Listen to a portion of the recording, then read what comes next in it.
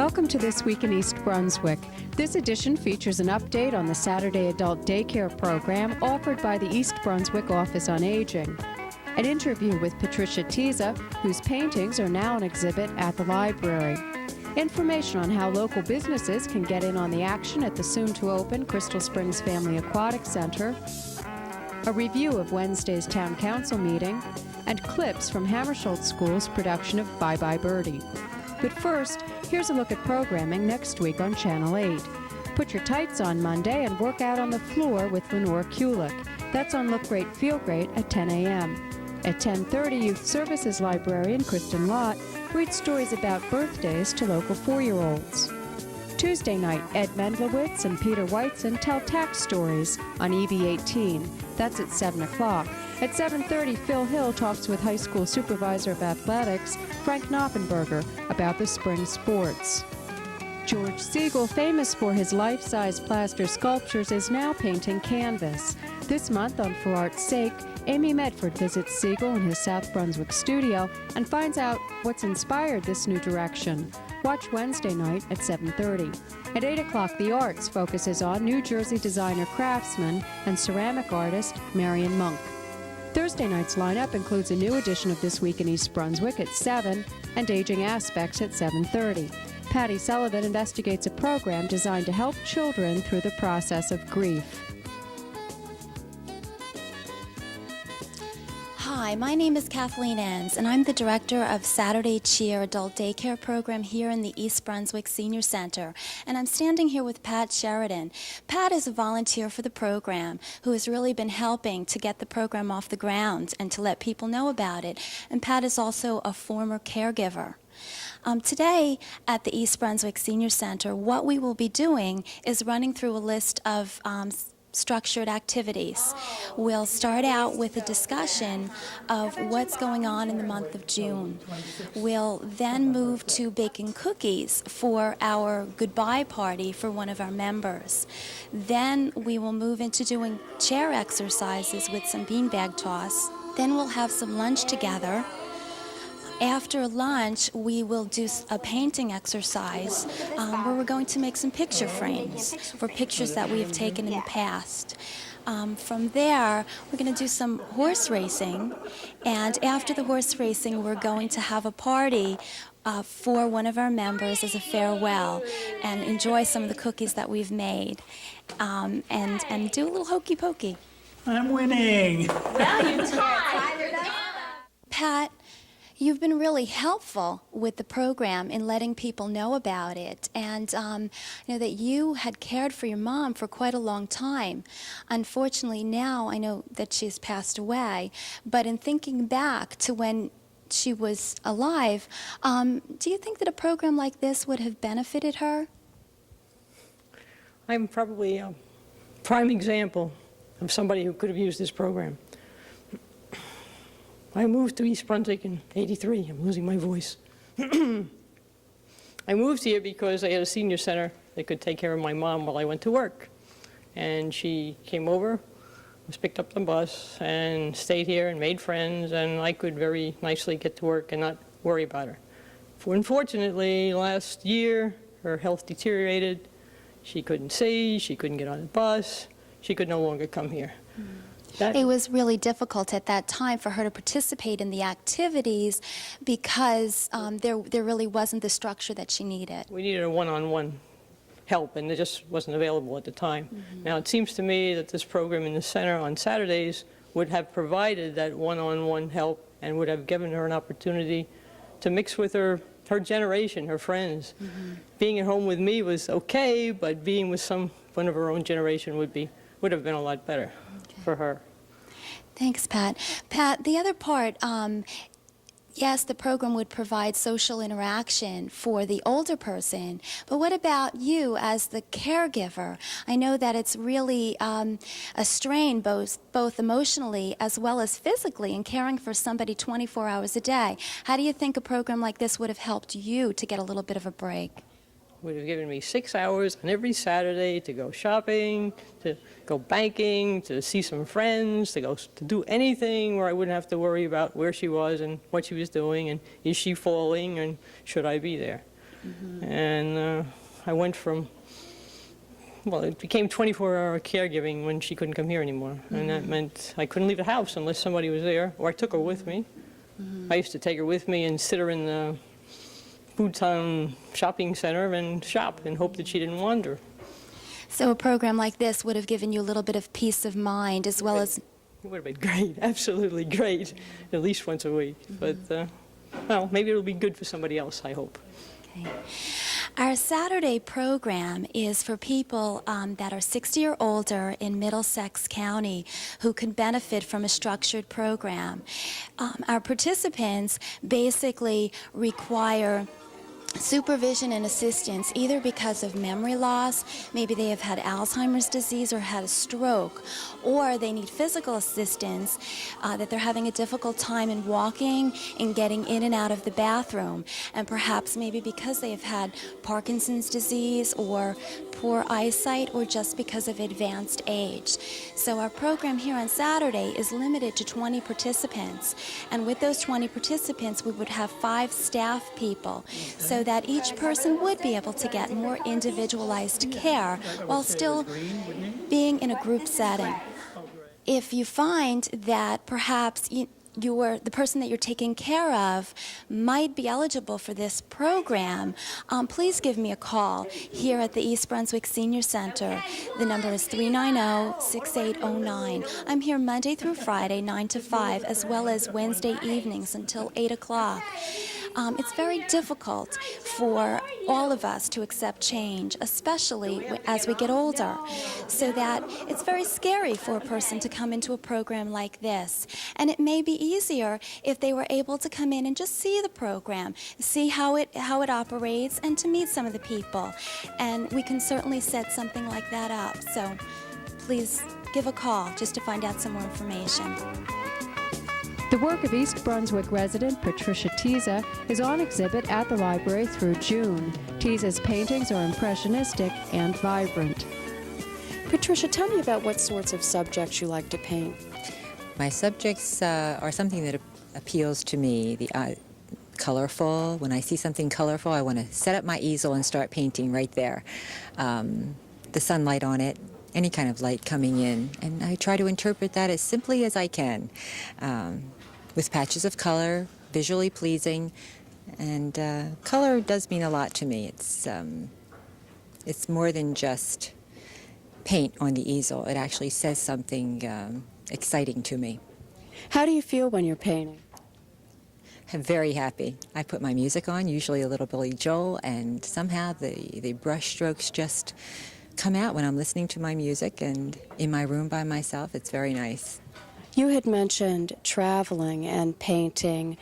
How does traveling influence what you paint? I take a lot of photos, and actually my new style of painting comes about from my trip to Africa. I've had the opportunity to go to several countries, but Africa, for some reason, was so exciting because the color, I didn't expect it at all. The gardens, the lushness, and I tried to simplify that. It was just so overwhelming for my eyes to see it that I just really interpret it with this new flat style that I have.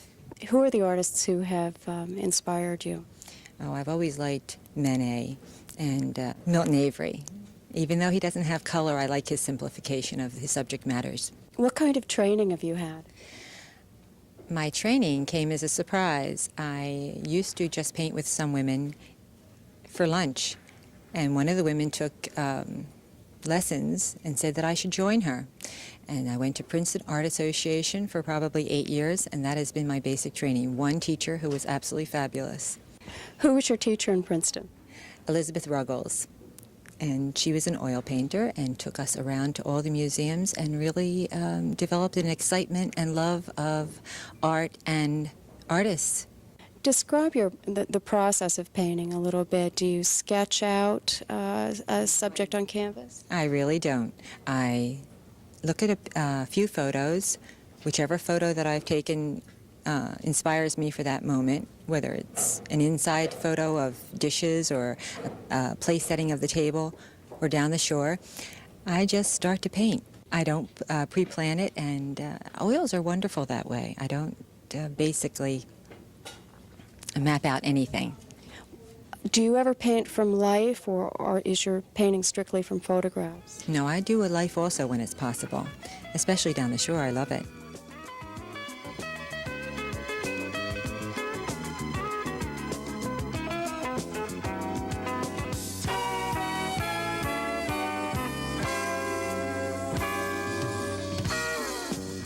And now here's a special message for business owners from Judith Lebline about advertising opportunities at the new Crystal Springs Family Aquatic Center.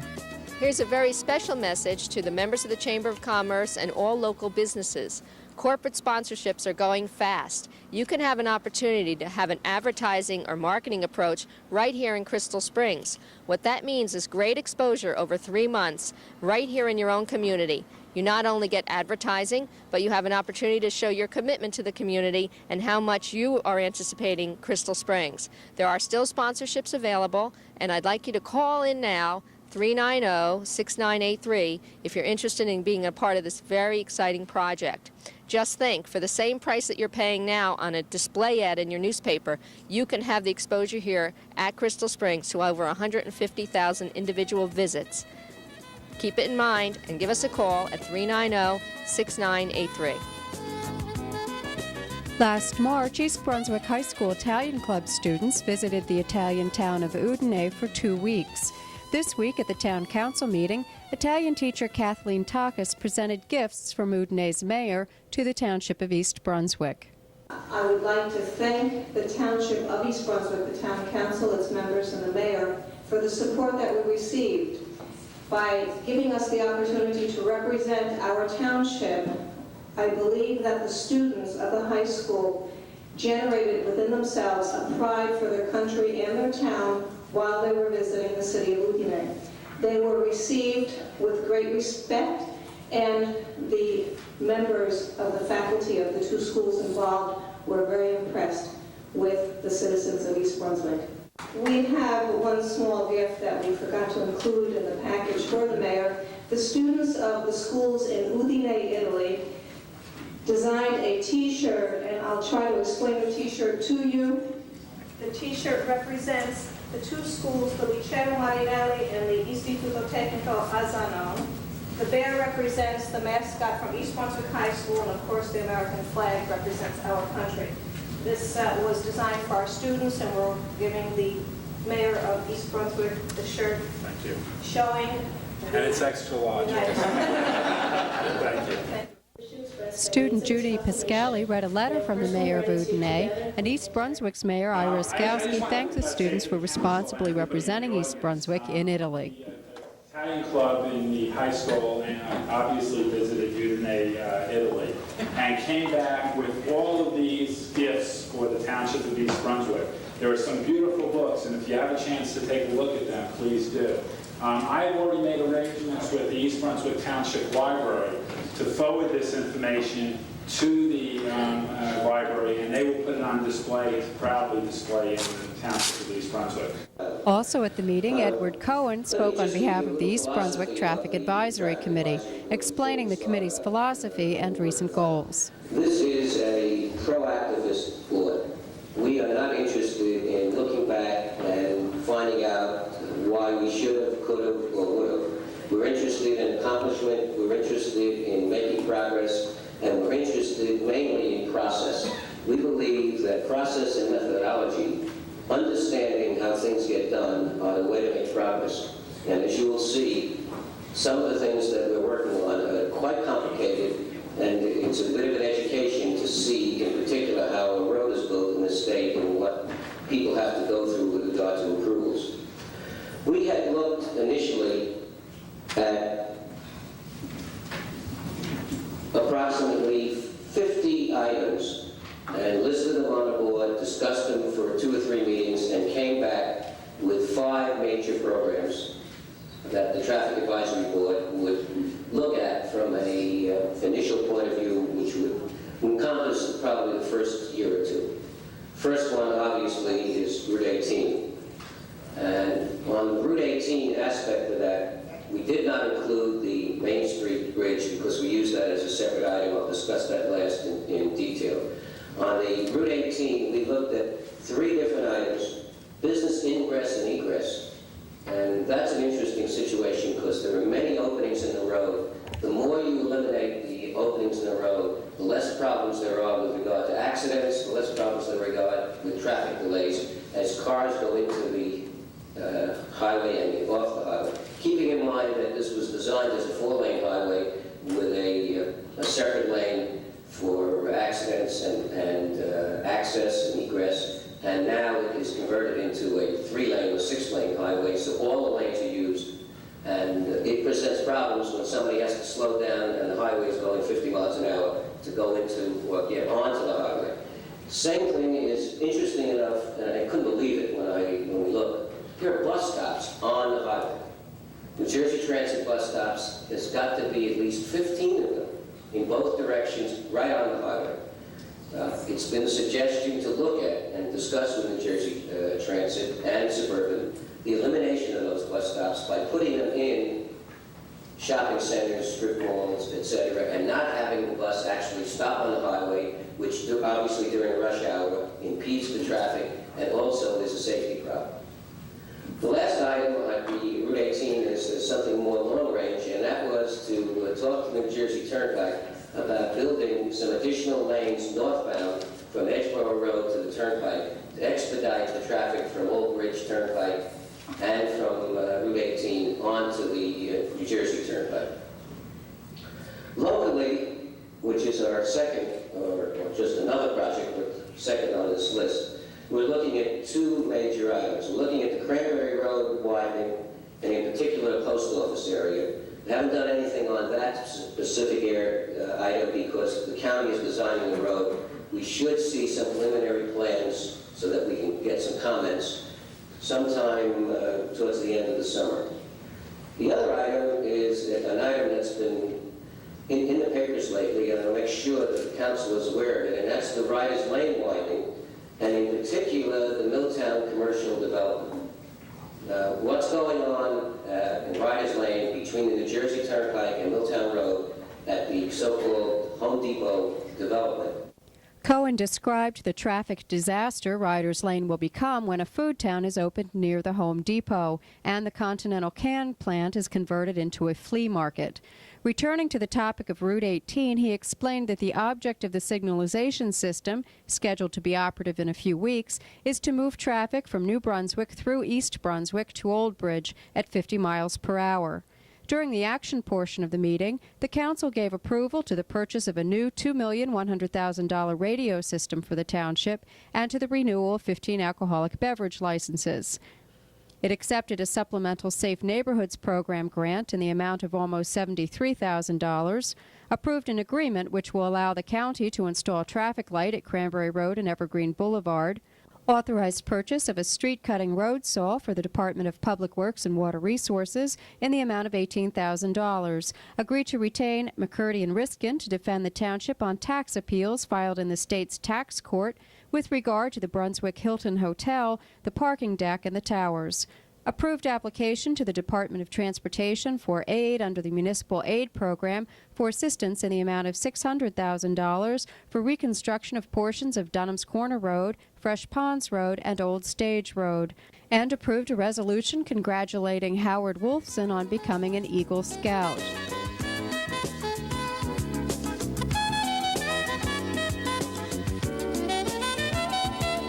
There's something new at Blooming Acres I really have to show you.